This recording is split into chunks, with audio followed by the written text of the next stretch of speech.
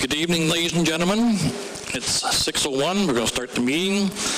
Just one comment before we start our June 21st council meeting. For those that have not attended a council meeting recently, we've made a few changes.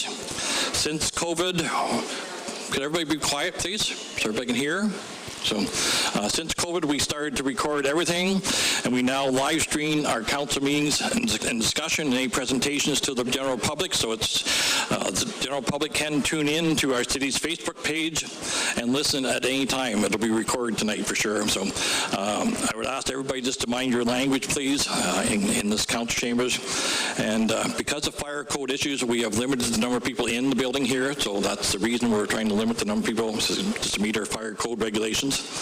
And also, if people do have questions from the public, they are allowed to enter and type in our chat box questions that will be answered during our question and answer period if we have time. So just a couple changes there. So with that, I'll start with the land acknowledgement. We acknowledge that we live, work, and gather on the traditional and unceded territory of the Algonquin people, specifically the Temiskaming First Nation. And we recognize the presence of the Temiskaming First Nation in our community since time immemorial and honor their long history of welcoming many nations to this beautiful territory and uphold and uplift their voice and values. With that, I'll call the meeting to order, and I'll ask the clerk for the roll call, please.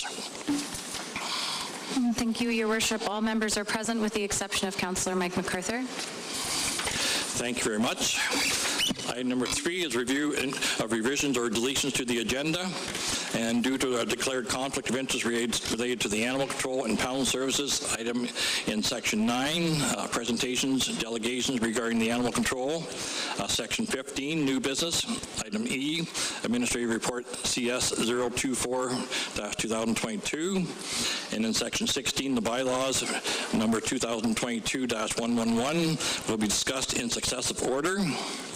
And we're also going to defer bylaw 2022-105, being a bylaw to appoint John Telfer as interim city manager for the city of Temiskaming Shores, to a special meeting to be held on Monday, June the 27th at 12 noon.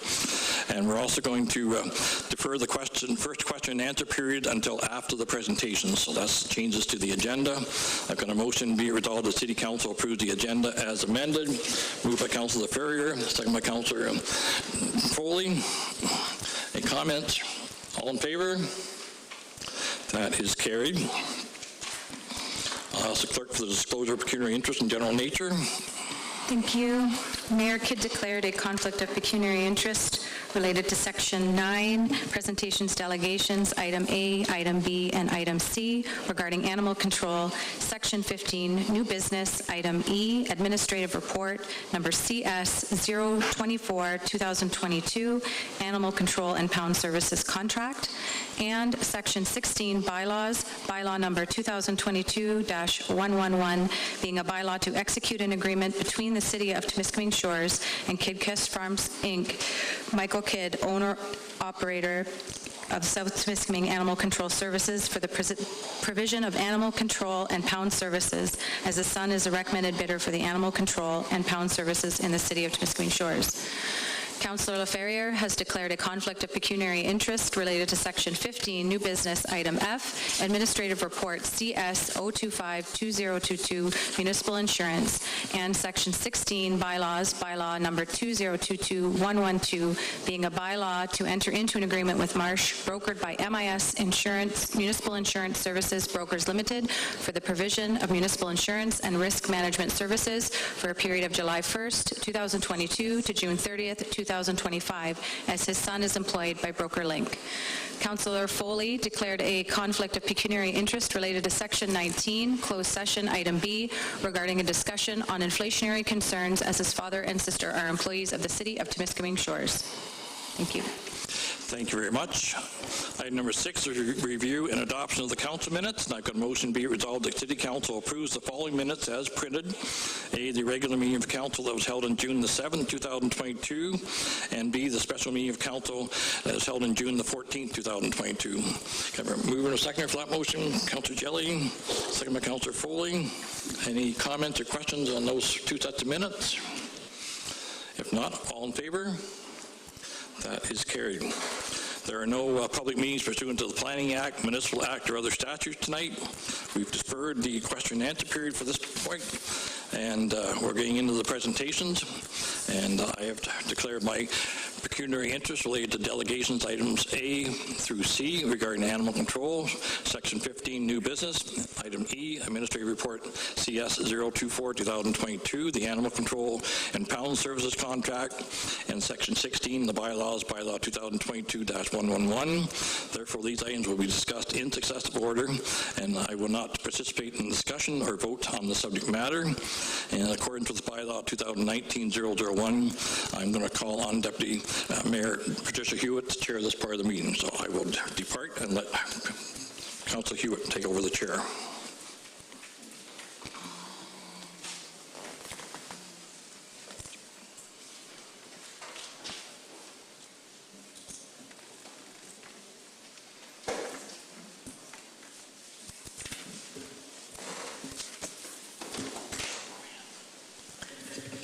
Okay, I had a hard time hearing over there, so hopefully everyone can hear out there.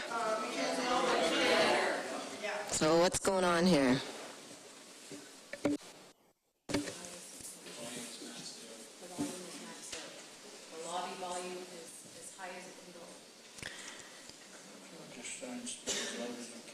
Okay, so I'll try and speak as loud as I can. Can you hear me? Welcome, everyone. In regards to the presentation, Wendy Ing will start at the podium, and I remind everyone it's primarily a 10-minute presentation. And with that, welcome.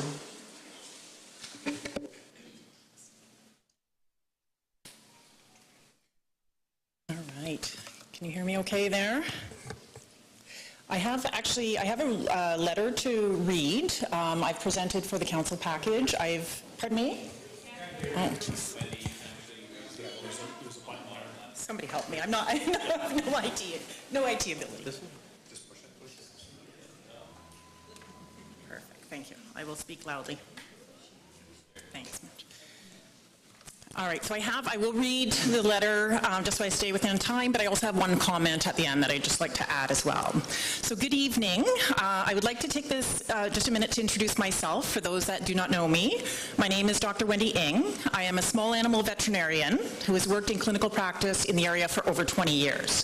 I also have a graduate certificate in shelter medicine from the University of Florida. So I have some knowledge in the animal department, including this topic. My position here tonight is to advocate for the animals in this community. I would like members of the council to realize that before you vote on the animal control contract tonight, that you have given it due diligence, like you would any other important community issue. What needs to be understood is that the term animal control is an old school terminology. What most progressive cities are now doing is a hybrid type model of combining animal control with animal rescues to create animal services. Long gone are the days of collecting animals off the street, holding them in a small facility for 3 days, and then shooting them if they're not cleaned. The only way to control the animal issue that we have created would be to also incorporate other concepts of shelter medicine into our community.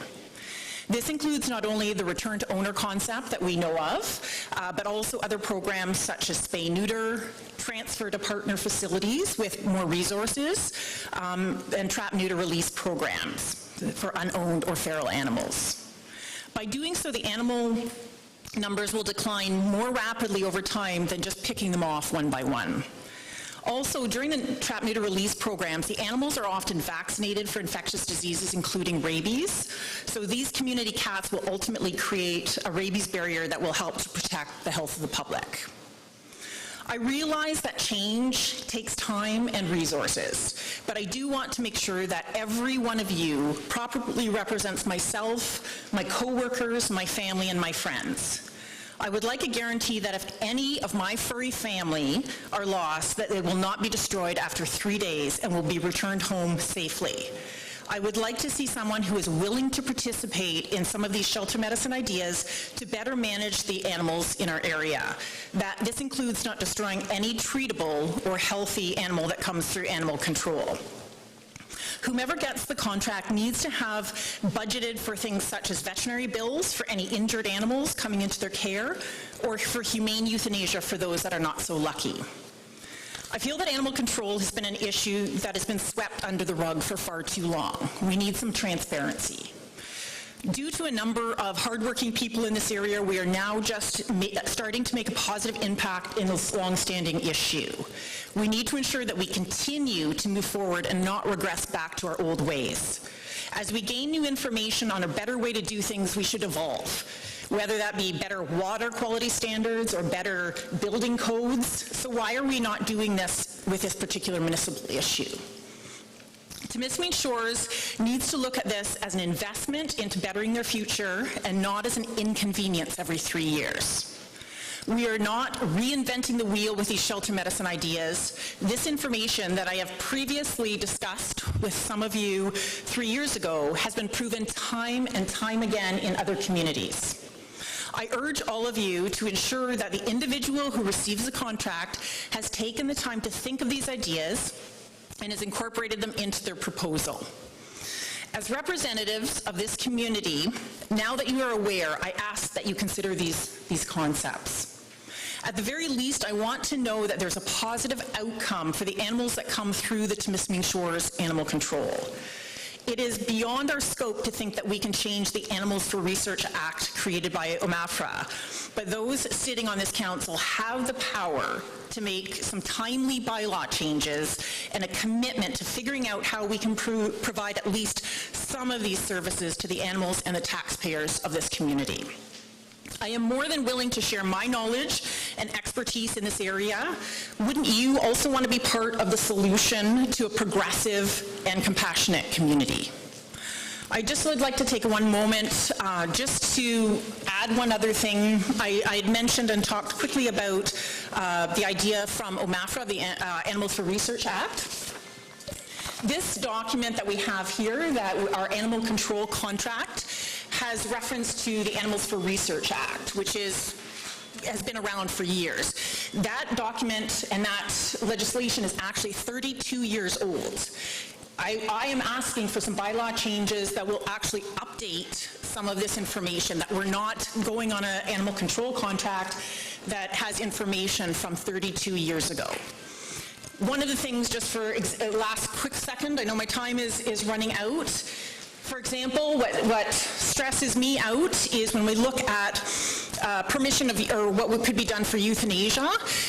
For basically, when you sign this contract for animal control, you are giving the animal control person, whoever that may be, permission to proceed with euthanasia, not to say that they would do it, but you give them permission to euthanize by way of asphyxiation by carbon dioxide, captive bolt pistols, firearms, exsanguination, and electrocution. So when you sign that, you are ticking off the permission for those things. So with that, with that pleasant thought, I thank you for your time.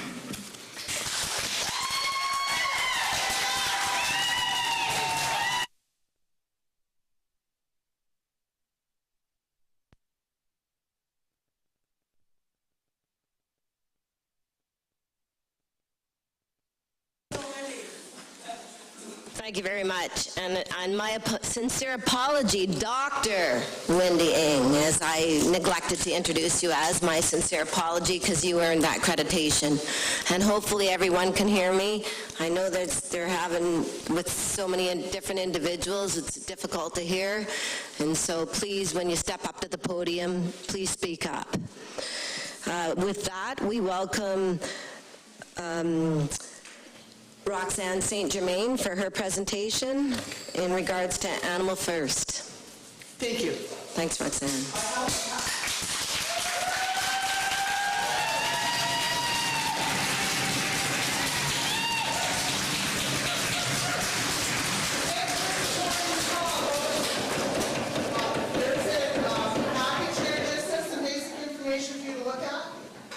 This one's Wayne. This one's Wayne. Chris, did you want one? No. Patricia, I put one on your desk there. Did you want it up right here? Absolutely. I won't be speaking too much to what's in this package, but the stuff that's in there is quite important. I do have 2 more packages here. So, what I'm going to talk about first, can everybody hear me? I generally don't even need a mic. It's my dog voice. Anyway, I'm going to start off detailing a little bit, not purposely, but this is something I've been thinking about too. What is animal services?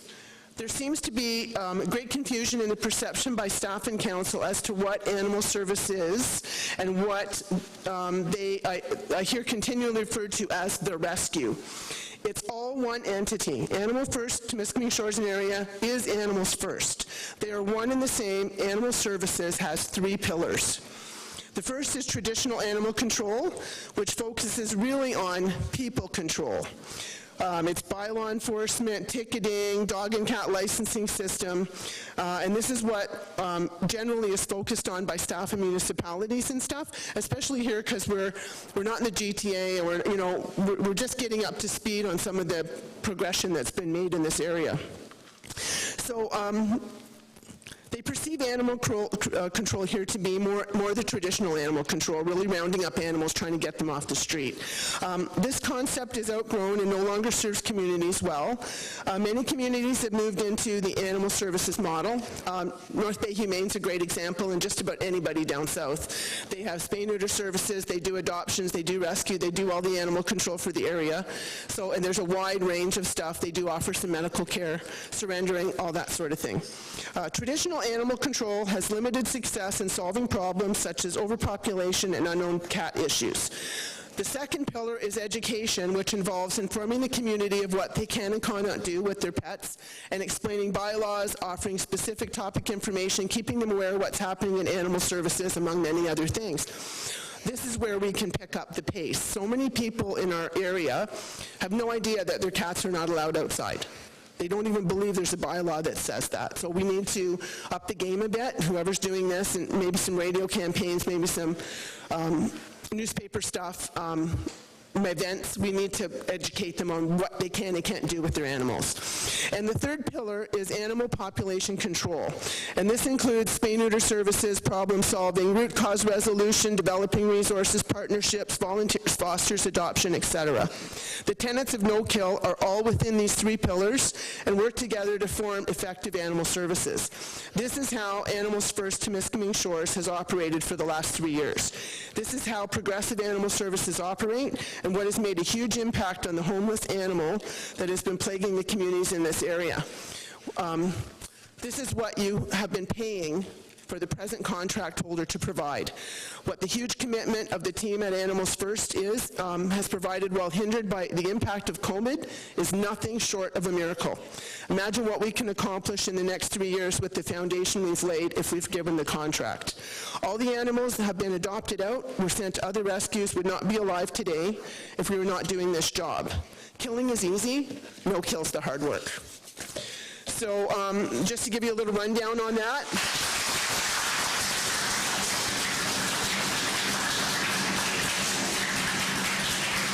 Just to give you guys a little rundown on that, animal services accomplishments, investigations, 925. Investment in a 2,000 square foot shelter is $36,000 a year. Adoption of greater than 500 animals. Transferred to rescue partners, greater than 300 animals. Hours contributed by community volunteers committed to this cause, 30,000 plus in 3 years. Now, that tells you that this animal control, this animal services is the community. It's the community. They are committed to making this the best community for animals in Ontario, and that's going to happen. Spayed and neutered and stray and owned animals to date, 674 cats, 770 dogs, 9 rabbits. The number of known cats roaming has decreased to North Cobalt, 0. Haileybury, less than 10. New Liskeard, less than 10. Most of those are owned. They're owned animals. So we have made a huge decrease, and not just me. It's the rescues that have been plugging away for the last 15 years too. So it's a huge effort. So anyway, my observations, I'll make this quick. As you can see, there's been incredible strides taken in reducing the number of cats on the street as a result of implementing no-kill, which translates to less nuisance calls. Animal Services has connected with the community in amazing ways, allowing us to educate and encourage responsible pet ownership, translates to less nuisance calls. Spay and neuter of 753 animals translates to less nuisance calls. Having the hard-earned trust of this community is a large part of our success. We've had tremendous support from the community. In addition, there's several programs in place that benefit the community directly, such as the food bank, which we just donated 8 skids of food to. That is going to be a regular thing now that I've made that connection. It cost us $1,100 to get it up here, and the service clubs are all chipping in on that expense. So it's a multiple organization effort. Extended care visits with animals is a volunteer program for special that we go and we visit them with animals. It's been on hold since COVID. It'll be up and running again soon.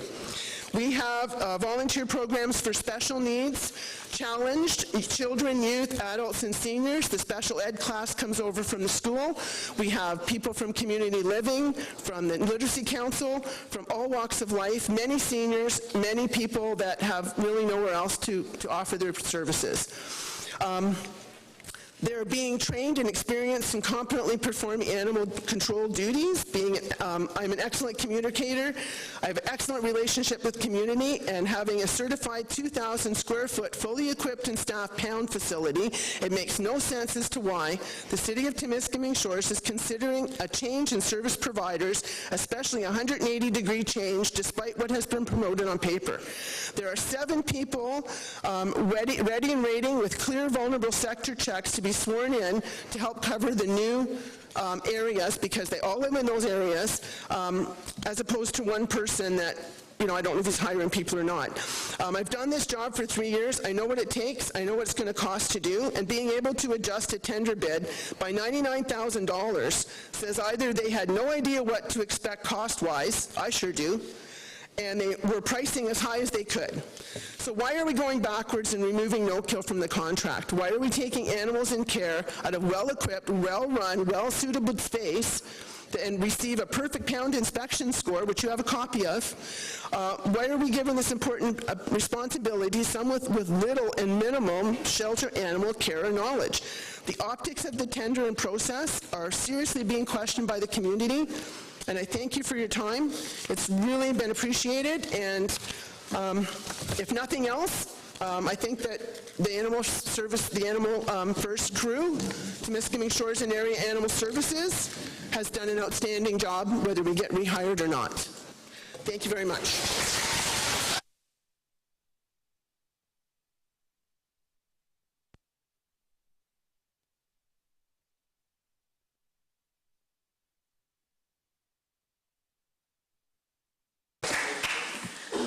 Thank you, Roxanne, for that presentation. A lot of detail there. And we welcome Lynn Armstrong to the podium.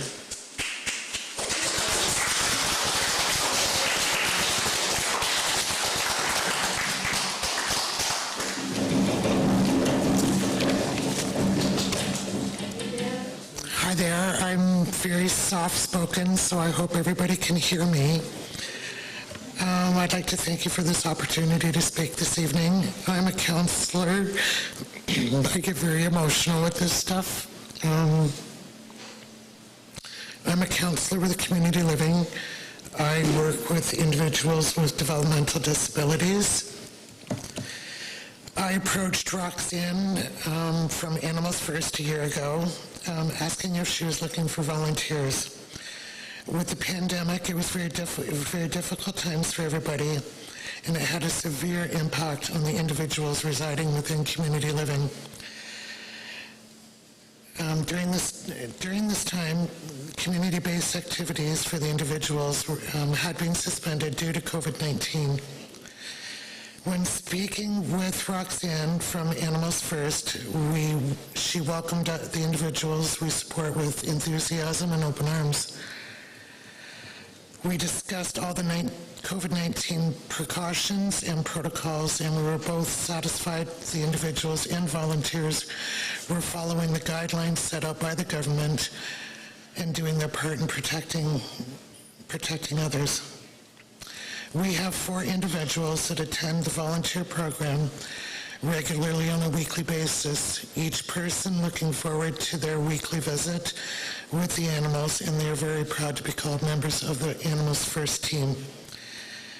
They have been taught and they have learned many different skills as volunteers: proper animal care, how to feed their animals, proper hygiene for the animals, and simply giving their heart to an animal in need. Animals First has had a great impact on their lives, including them as part of their team, treating each and everyone with respect and free of ridicule. Each person attending has been impacted on their own personal level, from the enjoyment of feeding the animals, cleaning, and simply being able to sit with the animals and share their love. Because Animals First included the people we support, we've been able to interact with the animals otherwise that they would not be able to. It has given them a sense of belonging and pride to be part of such an important service in the community.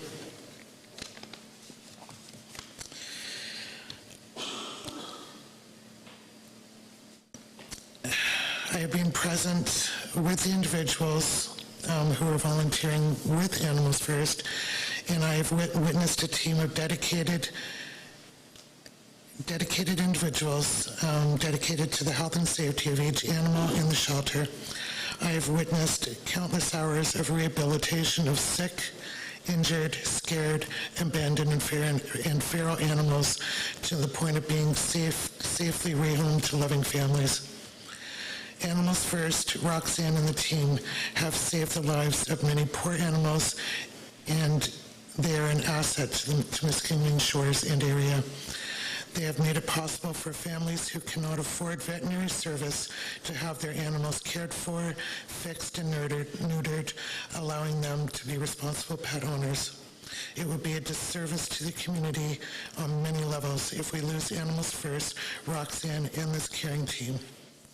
I sincerely hope you will reconsider your decisions. And Dan from Community Living would like to say a few words, if that's okay. Dear Mayor and Council, here are some of the positive benefits of being a volunteer at Adopt a Pet and Pet Rescue. It helps them out tremendously. It puts a smile on their face.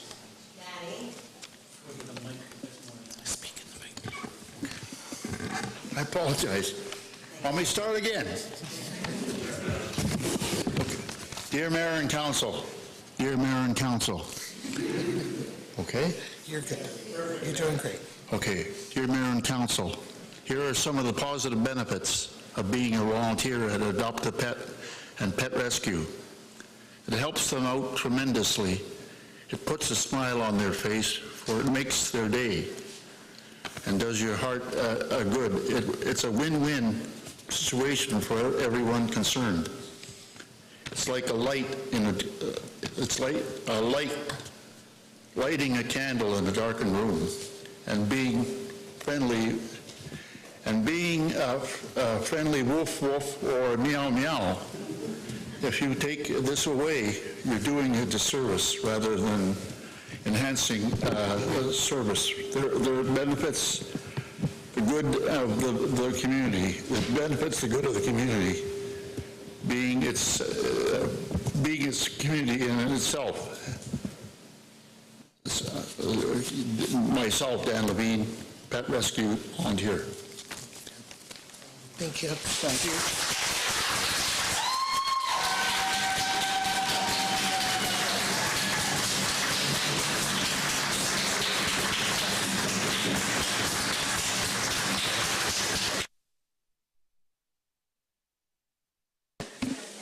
Thank you, Lynn and Danny. I'll remind you that if anyone has any questions, concerns, or comments, that this is a time for an open Q&A. So please feel free to raise your hand and come up and speak at the podium. And let me remind you, you need to speak your name and address. Okay. Thank you. My name is Stephen Simpson. I live at 7416 Highway 11 North in Temiskaming. I was disappointed to see the mayor leave the room because these questions were going to be directed directly at him. So I will direct them at the assistant mayor. And I'd like to know if there is a Shelley Zubik in the room. Good, then I can address it to you too, because as you were part of the recommendation, first of all, I'm not being disrespectful, but just for the members, I'll say it in a very basic mode, that there is a way that you can discover corporate owners and subsidiary companies in Ontario and in Canada-wide. And Ms. Zubik, are you aware, and the assistant mayor, of who owns Crest Farms? Well, it's the mayor and his son. His son, I don't believe, is on the registration, but it might be he's running it. And that are you aware of any subsidiaries of that company, such as the new being awarded South Temiskaming Animal Control? And that, I'll just say Madam Mayor, de facto makes the mayor a owner of that animal control. The arm's length here is not here at all. As an owner of numerous companies in the past, where I've not been able to make any decisions of leadership in that particular subsidiary, I think the mayor should be in the same position. I don't know if this is an exit strategy, where it's been paid for. It can all be checked. It's all online. And that, Ms. Zubik, I'm sure you actually were aware of that and didn't disclose that. And again, that's just my opinion. But I think some questions should be asked here about how and why the mayor's son was allowed to reduce his original bid when his original bid was much higher. I've actually seen the documentation from you, Ms. Zubik. I'm going to ask you to stop referring to me. You can address all your questions through the deputy mayor. Thanks. Fine, I will address it to Deputy Mayor, but I'm just being polite. I find it very interesting, some of the things that were done in this bid process. And it really looks bad on council and on the town. Thank you very much.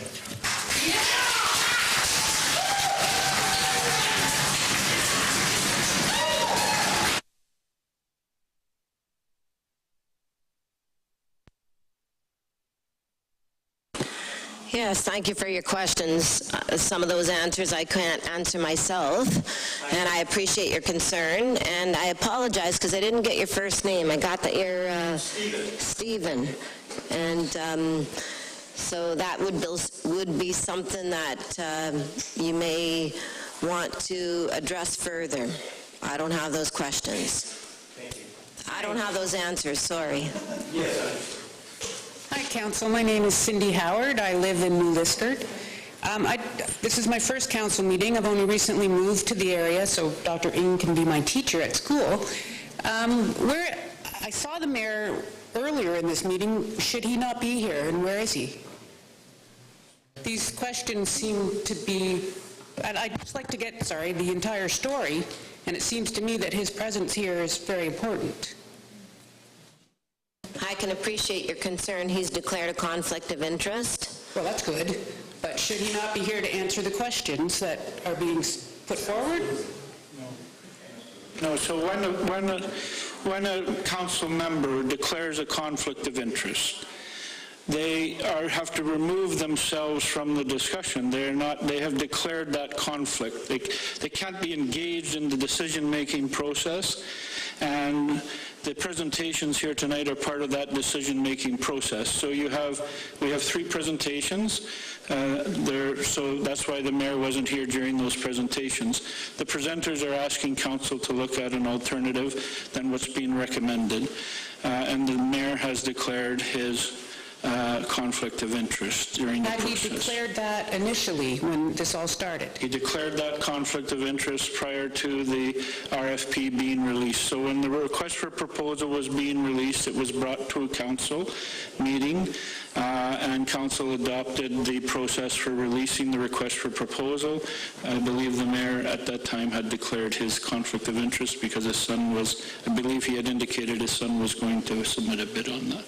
So all the council members were aware when it happened to change the contract of the information I've just heard today. Is that true then? Sorry, I don't...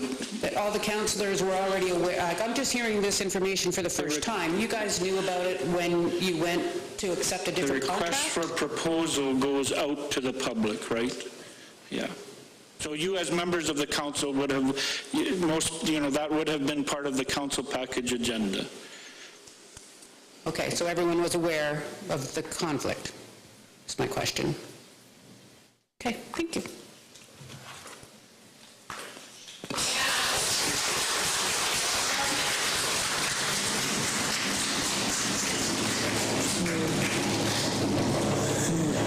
Thank you, Cindy. Appreciate your concerns, and we'll have you speak, and then I'll have Michelle please come to the podium. Thank you so much for this opportunity to address you. My name is Wendy Venn. Some of you know me as Wendy Lyman, and I have been active in animal welfare, as many of you know, since about 1975 when I moved to the area, found a stray dog, and was told, "There is nothing you can do. Do you have a gun?" And that was what we had for animal control. Thankfully, that has changed. Through volunteering with Animals First, I found that there's a new, progressive, modern way to do this, which saves lives. Under your new contract that you have proposed, with the no-kill removed, it means that little fellas like Dynamo here, who was found as a 3-day-old kitten, would not even survive the 3 days in order to be euthanized and then cremated. We have made sure that he's gone to a caring foster mother who's excellent, has a chance. So here's my question. To be able to save the lives of the animals, like Dynamo, that the new contract doesn't protect, the responsibility will fall into the hands of the nonprofit volunteer local shelters, who I must confess are struggling through COVID, through economic hardships, where people just haven't got the money to donate as willingly as they'd like